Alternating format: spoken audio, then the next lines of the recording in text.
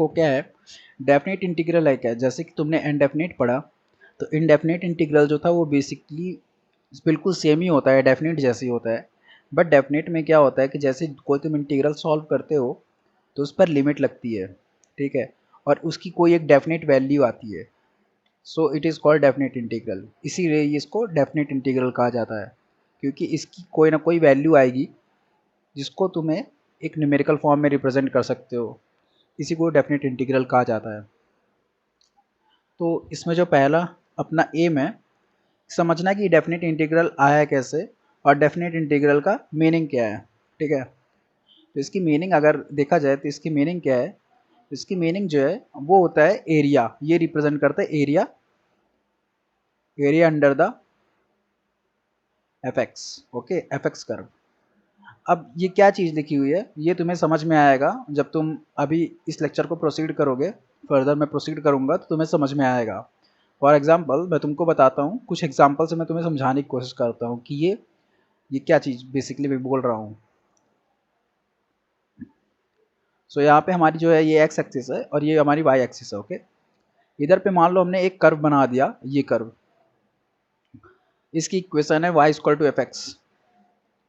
ये कोई कर्व है जिसकी इक्वेशन दी हुई है, ठीक है, इसकी इक्वेशन तुम्हें नोन है।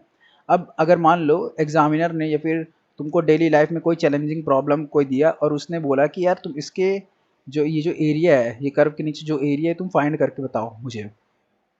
सो तुम कैसे इसको फाइंड करोगे, तुम्हारे अंदर आ जाती है कि तुम कैसे इसको फाइंड करोगे, ठीक है। पहली चैलेंजिंग टास्क की आ जाती है। अब देखो तुमने आज तक जो एरिया पढ़ा है, जितने भी कर्व पढ़े हैं उसमें तुमने सिर्फ ये वाले कर्व पढ़े जो रेगुलर होते हैं, जैसे सर्कल, सर्कल का एरिया तुम्हें पता है, रेक्टेंगल का पता है, स्क्वायर का पता है, ठीक है ना, स्क्वायर का पता है तुम्हें, सर्कल का तुम्हें पता है pi R square, okay, triangle का तुम्हें पता है half base into height, okay, और ट्रेपेजियम को तुम्हें पता है, take half height into sum of parallel side, okay, parallel sides A1 B1 जो भी तुम कह सकते हो, ये तुम्हारी कन्वेंस के से है, ठीक है ना, ये तुम्हारे लिए कि तुम क्या कहना चाहते हो इसको, ठीक। तुमने पैरेललोग्राम का पढ़ा है, काइट का पढ़ा है, मतलब तुमने एक ऐसी अपने थ्योरी में स्ट्रक्चर्स पढ़े हैं जिनकी एक सिमेट्री होती है, जिसकी एक सिमेट्री होती है, मतलब किसी पॉइंट के अबाउट वो सिमेट्रिकल होते हैं वो डायग्राम्स तुम्हारे। तुमने किसी भी इर्रेगुलर शेप्स का नहीं पढ़ा है, जैसे कि अगर मैं बोल दूं कि अगर तुम इसका एरिया बता दो, तुम नहीं बता पाओगे क्योंकि तुमने ये चीज़ पढ़ा ही नहीं है, ओके।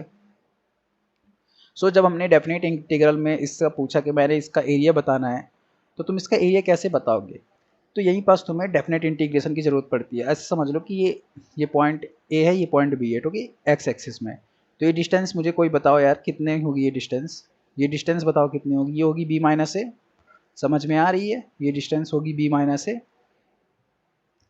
ठीक है। सो एज्यूम करो कि अगर मान लो ये जो इंटीग्रल है ये काम किस तरह करता है, ये इंटीग्रल का फंडा काम कैसे करता है, वो क्या करता है, एक छोटी छोटी पतली पतली स्ट्रिप्स उठाता है और सबको ऐड करता है।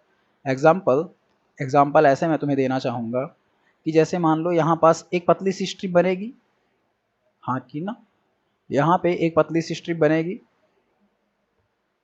पतली सी, बहुत पतली सी, बहुत बहुत बहुत पतली सी, ओके। एज्यूम करो अभी मैं तुम्हें बड़ी दिखा रहा हूँ, ठीक, बड़ी एक्चुअल में कैसी है, बहुत पतली है, ठीक है। पहले तो मैं ये स्ट्रिप कोई सही से बनाऊं, लाइन ऑफ एजेस इसका करूं लाइन, तो तुम्हें दिखाई देगा कि ये जो बहुत पतली सी स्ट्रिप है, बहुत बहुत बहुत पतली सी है, बट मैं तुम्हें पतली दिखाऊंगा तो तुम जैसे मान लो एज्यूम कर लेते बीच में कोई स्ट्रिप्स है, ठीक है। अभी मैं तुम्हें पतली दिखाऊंगा तो तुम को दिखाई भी नहीं देगी ये स्ट्रिप्स, ओके। तो इंटीग्रल इस बेसिस में काम करता है कि ये पहले एक स्ट्रिप लेता है, ठीक, फिर एक स्ट्रिप और लेता है, सिमिलरली इसी तरह एक स्ट्रिप और लेता है, एक स्ट्रिप और लेता है, एक स्ट्रिप और लेता है, और ये स्ट्रिप्स में स्ट्रिप्स लेता ही रहता है, ओके। ये स्ट्रिप्स लेकर क्या करता है, इसका एरिया ऐड करता है। सिमिलरली यहाँ पास भी एक पतली सी स्ट्रिप बनेगी, अगर मैं इस तरह बनाने की कोशिश करूँ, एक यहाँ पतली सी स्ट्रिप, फिर एक ऐसी पतली स्ट्रिप, तो पतली पतली स्ट्रिप ये क्या करेगा, लेगा और इसके नीचे का एरिया निकालेगा, ओके, दैट्स इट। ये क्या करेगा, पतली पतली स्ट्रिप लेगा, ये स्ट्रिप लिया, फिर यहाँ पे भी एक पतली सी स्ट्रिप लेगा और सारी जो स्ट्रिप्स की विड्थ होगी वो होगी h।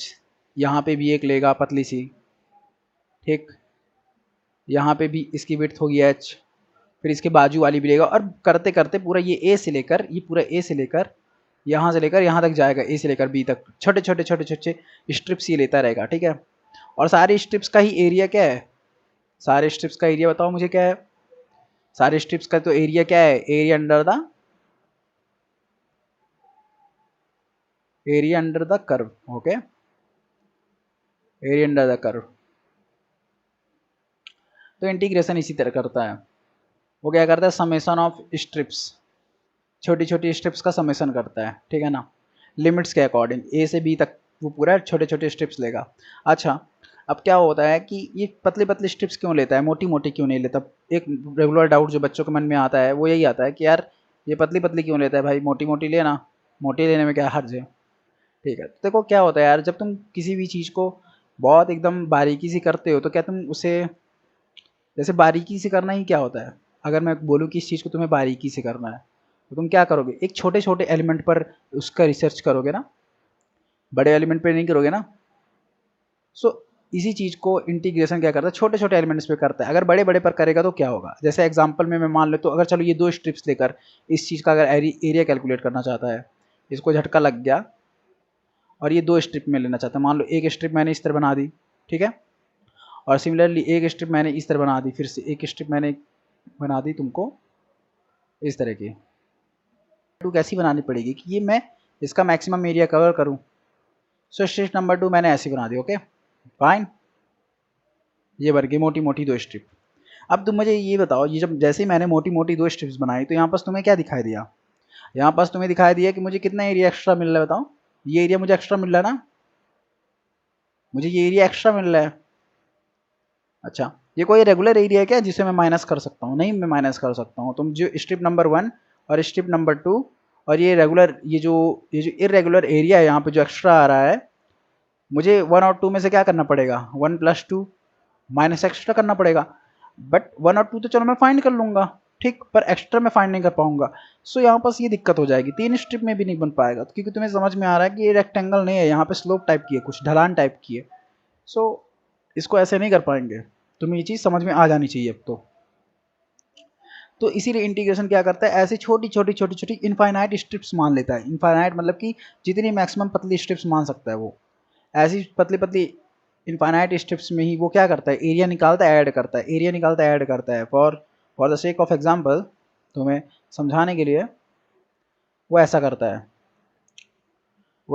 है, वो तुमसे आएगा, यहाँ पे एक पतली सी स्ट्रिप बनाएगा, खैर मैंने मोटी बनाई है, ठीक है ना, बॉदर नहीं करना इस बात पे, फिर ये पतली सी, फिर ये पतली सी, इसी तरह करते करते करते करते करते करते यहाँ तक पूरा पहुँच के फिर ये पतली सी स्ट्रिप्स का।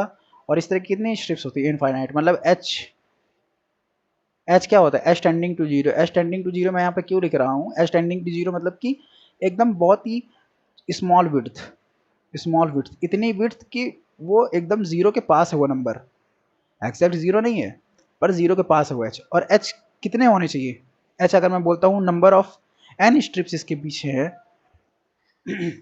तो एन कितने होने चाहिए, इनफाइनाइट होने चाहिए, सही बात है, तुम खुद बताओ एन कितने होने चाहिए, इनफाइनाइट होने चाहिए। अच्छा, अब तुम मुझे ये बताओ, नंबर ऑफ स्ट्रिप्स अगर एन है, अगर मैं बोलता हूँ कि ये किसको डिनोट करती है, ये करती है नंबर ऑफ स्ट्रिप्स को, ठीक है। तो तुम मुझे ये बताओ इसकी विड्थ कितनी है, बी माइनस ए, टोटल विड्थ यहाँ पर कितने होंगे, एन इंटू एच होंगे ना, number of strips into width of one strips, ये क्या है, विड्थ ऑफ वन स्ट्रिप, और ये क्या है, टोटल नंबर ऑफ स्ट्रिप।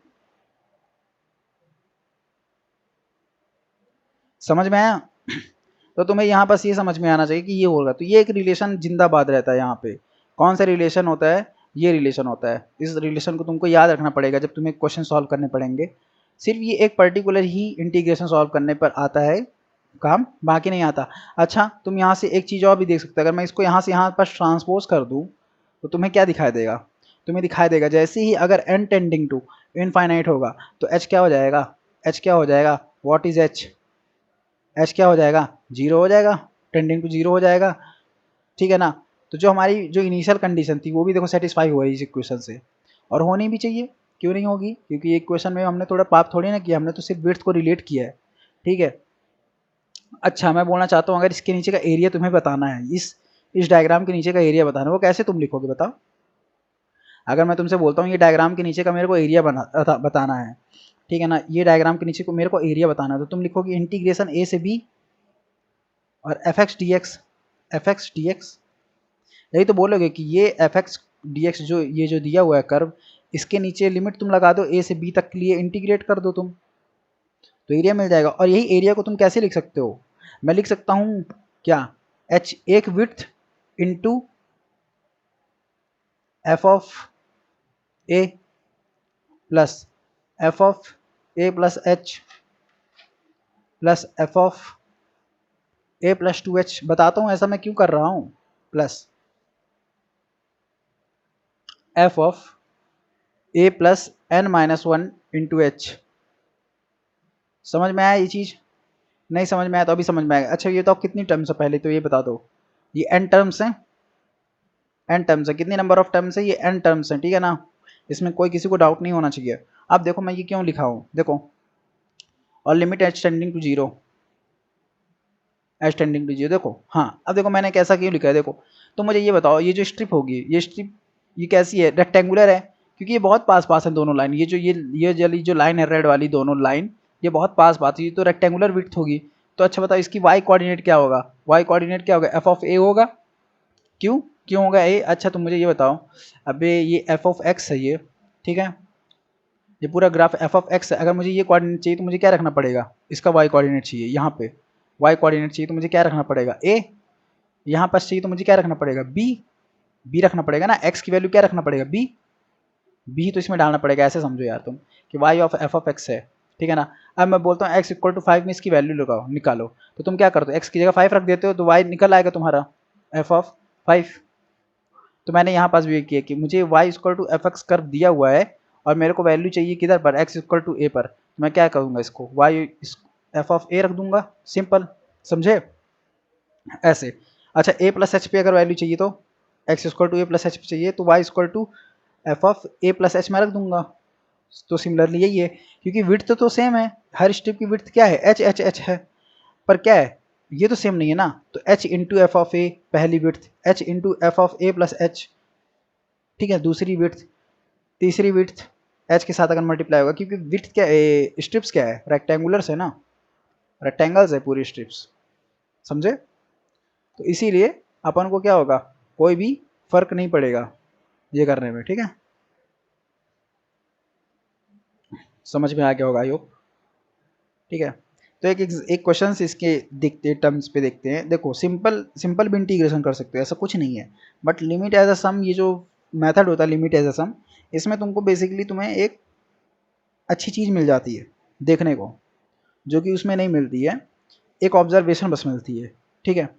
तो हम करके देखते हैं ई की पावर एक्स का, है ना, चलो।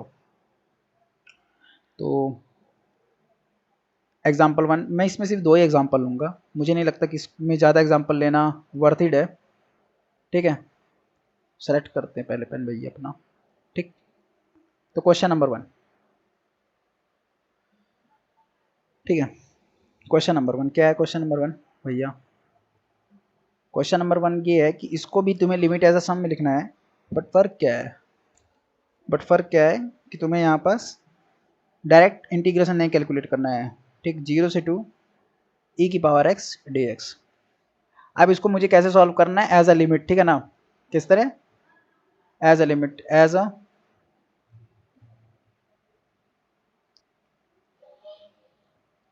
अ limit as sum, okay, limit as sum, ऐसे इसको सॉल्व करना है। वैसे तो तुम सॉल्व ही कर दोगे, क्या बोलोगे, दिखाओ करके, 2 ई की पावर एक्स, तुम बोलोगे कि ई की पावर एक्स का इंटीग्रेशन क्या होता है, ई की पावर एक्स, लिमिट लगा दो 0 टू, एक बार 2 पुट करो ई की पावर 2, एक माइनस 0 पुट करो ई की पावर 0, तो क्या आ गया, ई की पावर 2 माइनस 1, ईजी था। बट देखो लिमिट एज अ सम में देखो कितना टफ हो जाता है ये, टफ नहीं होता, देखो स्टेप वाइज करेंगे, समझ में आ जाएगा। स्टेप वन में तुम्हें पहले लिख लेना ए बी एच लिख देना है। तो देखो अपना जो नॉर्मल वाला अच्छा जो कन्वेंशन वहाँ पर ए बी एफ एक्स ये था। ए यहाँ पे क्या है, जीरो है, ए बराबर जीरो। देखो दिस ए क्या है, लोअर लिमिट, यहाँ पे भी क्या है, लोअर लिमिट, ए जीरो है। बी कितना बताना, बी है 2। अच्छा एफ एक्स कितना है, एफ एक्स ई की पावर एक्स। देखो कंपेयर करो ना यार, कंपेयर बस मैं कर रहा हूँ, कुछ नहीं जादू चला रहा हूँ। ये देखो ये रहा बी, ये बी से, ये रहा ई की पावर एक्स और ये रहा एफ एक्स से। कंपैरिजन कर रहा हूँ, कुछ नहीं कर रहा हूँ ज़्यादा। ठीक, अब तुमको एक रिलेशन याद था कि b minus A equal to H upon N. ठीक है, तो यहाँ पास b minus A equal to H upon N क्या होगा बताओ। ठीक, तो b है 2 minus zero divide by N, ये क्या हो गया h। ठीक है, तो h कितना निकल के आ गया मेरा, 2 अपॉन एन। ये चीज़ को याद रखेंगे। ठीक है, अब देखो लिमिट एज हम जब सॉल्व करते हैं इसको तो हम क्या लिखते हैं, 0 टू ई की power x D x limit, ये मैथ फार्मूला को याद ही करना पड़ेगा तुम्हें। ठीक है ना, ये जो स्टेप होती है h इंटू एफ ऑफ क्या लिखते हो, a plus F of A plus H plus F of A plus 2h। ठीक है ना, प्लस अब डैश डैश डैश डैश करते हुए कहाँ तक जाते हो, F of A plus N minus one H. ठीक है ना, N minus one into H. ठीक, तो ये फिनिश हो गया यहाँ पास। अब देखो यहाँ पास बस तुम्हें वैल्यू पुट करनी है और सीधे आंसर कैलकुलेट कर देना, कुछ नहीं, और थोड़ा सा लिमिट सॉल्व करनी है। लिमिट सॉल्व करते तो बनता ही होगा। ठीक, तो h की वैल्यू यहाँ पास क्या है, 2/n है ना। और जैसे ही मैंने n लिखा तो अब मुझे लिमिट किस में लिखनी चाहिए, h में लिखूंगा क्या, नहीं मैं n में लिखूंगा। अब तो लिमिट ना, n क्या था, टेंडिंग टू इनफाइनाइट था, याद करो। h टेंडिंग टू क्या होता है इस वाली लिमिट एज अ सम में, 0, और n टेंडिंग टू क्या होता है, इनफाइनाइट। एफ ऑफ ए डालोगे तो क्या निकल पाएगा, e की पावर 0 प्लस e की पावर 0 प्लस h, y 0, देखो a 0 है और h हम यहाँ पास रखेंगे ही, तो e की पावर a प्लस 2h। ठीक, प्लस ऐड होते होते ये कहाँ तक जाएगा, e की power 0 plus n minus one into H. Okay, ठीक, तो 2/n और लिमिट लगाना मत भूलना, limit n tending to infinite. ठीक, 2/n। अब देखो e की पावर 0 क्या होता है, 1 प्लस यहाँ पे क्या है, e की पावर h, h है, x नहीं। ओके, यहाँ पे क्या है, e की power 2h plus dash dash dash क्या है यहाँ पास, e की power n minus one into H. अच्छा ये बताओ कितनी टर्म्स हैं, ये n टर्म्स है कि n माइनस वन टर्म है, सबसे बड़ी बात यहाँ पे यही आ जाती है। बहुत सारे बच्चे इसको क्या कहते हैं कि n टर्म्स नहीं है, ये क्या है, n माइनस वन टर्म्स। ठीक है ना, बहुत सारे बच्चे कहते हैं n माइनस वन है ये, पर मैं बोलता हूँ ये n है। ठीक, बहुत सारे बच्चे बहुत ज़्यादा कन्फ्यूज हो जाते हैं इसमें, ये n टर्म्स है। ठीक है, याद रख लो, बताता हूँ कैसे। देखो यहाँ पे क्या है, 1h, अगर यहाँ पे मैं क्लियर क्लियर लिखूँ तो क्या लिखा है यहाँ पे क्या लिखा है, यहाँ पे 1h, यहाँ पे क्या है 2h, फिर होगा 3h 4h 5h, यहाँ पास क्या है n माइनस वन एच। ठीक है, तो ये पूरी जो टर्म है ये है n माइनस वन, यहाँ से लेकर यहाँ तक की। ठीक है ना, ये क्या है n माइनस वन, ये क्या है n माइनस वन टर्म्स हैं। और यहाँ पास क्या है, एक टर्म एक्स्ट्रा है, तो n माइनस वन प्लस एक टर्म और है, तो कितनी हो गई, n टर्म्स हो गई। समझे, सो ऐसे तुम इजी समझ में आया तुम्हें। ठीक है, तो n टर्म्स, और तुम्हें ये दिख रहा होगा ये क्या है, जीपी है। क्यों, देखो ये वाली टर्म को इससे डिवाइड करो, क्या आएगा, e की पावर h। ये वाली टर्म को इससे डिवाइड करो तो क्या आएगा, e की power 2h divide by e की पावर h। ठीक है ना, तो e की पावर h है, e आएगा, सॉरी माय पावर। ठीक, e की पावर h आएगा, इधर रखा e की पावर h। ओके, ठीक, तो जीपी है। ठीक है, इतना तो समझ आ गया होगा, इतना कुछ समझाने वाली इसमें बात थी नहीं, बट फिर भी फाइन, देखते हैं। ठीक, अब देखो क्या है, अब जो फाइनल स्टेज तुम लिखोगे वो क्या लिखोगे, limit n tending to infinite 2/n, और इसका जो सम होता है वो क्या होता है, first term multiplied by common difference है e की पावर h, कॉमन डिफरेंस की पावर क्या होती है n minus 1 upon common difference की पावर 1। ये होता है सम का फॉर्मूला। सम का फॉर्मूला क्या होता है, sum of GP, sum of GP क्या होता है, ये होता है ए आर की power n minus 1 divide by r minus 1। ठीक है, तो यहाँ से कैलकुलेट करोगे अगर तुम्हें यहाँ पे h की वैल्यू भी वापस ला के रख दोगे, तुम्हें कुछ नहीं करना है। अब h की वैल्यू भी तुम्हें क्या कर देना, ला कर वापस से यहाँ पे रख देना है। ओके, समझ में आया? ठीक है, तो h की वैल्यू वापस से तुम्हें ला के रख देना, तो क्या लिखोगे, limit n tending to infinite 2/n, और यहाँ पास e की पावर h की वैल्यू क्या है 2/n into n minus 1 e की पावर 2/n माइनस 1। ठीक है, अच्छा ये n सी एन कट गया, और इस चीज़ को अगर तुम यहाँ पे लाओगे डिनोमिनेटर में इसके, तो ये क्या बन जाएगी, ये कि स्टैंडर्ड रिजल्ट बन जाएगा लिमिट का। e की पावर ऊपर क्या बचा, e की पावर 2 माइनस 1 अपॉन e की power 2n minus 1 divide by e की पावर, सॉरी e की पावर नहीं, दिस इज 2/n।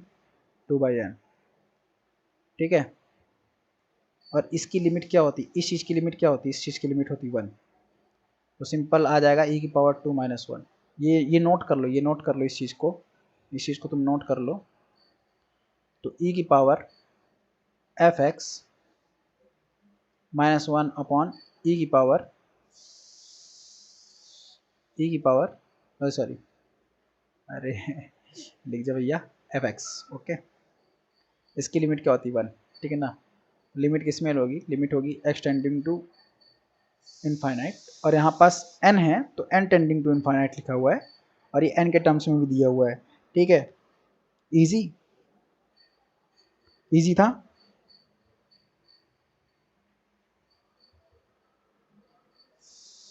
ठीक है, तो इसका आ गया सोल्यूशन।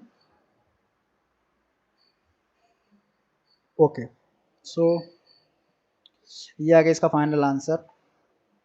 ठीक, तो ये जो होते हैं क्वेश्चन, ये कुछ नहीं होते, बस तुम्हें लिमिट सॉल्व कराते हैं। ये लोग क्या कराते हैं, देखो स्टेप्स मैं इसके लिख देता हूँ, स्टेप्स तुम्हें कैसे सॉल्व करना है। स्टेप्स वीडियो पॉज करके देख लेना, कुछ चीज़ नहीं समझ में आएगा तो स्टेप्स क्या है। स्टेप्स है, पहला स्टेप्स हमें क्या करना है, पहला स्टेप हमें लेना है कि हमें आइडेंटिफाई करना है क्या चीज़,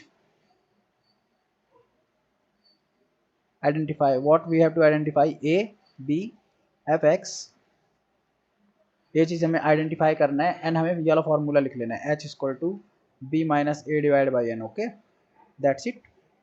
सेकेंड, इम्प्लीमेंट करना है।